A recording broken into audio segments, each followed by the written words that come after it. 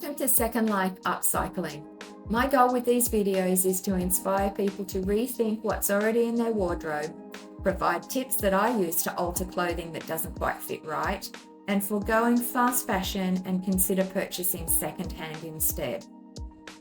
In this tutorial, I am reducing the neckline of this lovely summer dress so it doesn't gape and offers more modesty.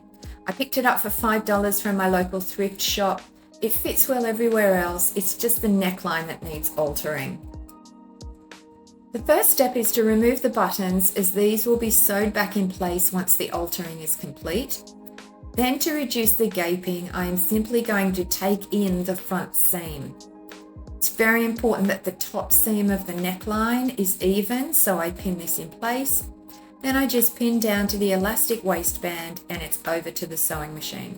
If you don't have a sewing machine, hand stitching would achieve the same result. Starting at the top, I'm just going to slowly stitch down all the way to the waistband. It's really not difficult, you just want to make sure that you've got a nice even stitch. Back stitching at the top to make sure that it doesn't come away in time.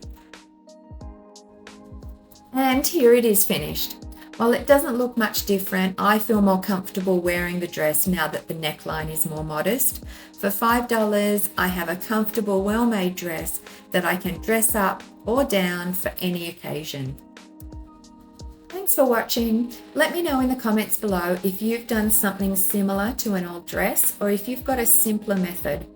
And if you love thrifting and upcycling and want ideas on what you can do to keep clothing, furniture and other household items from ending up in landfill, make sure you subscribe for updates. See you next time.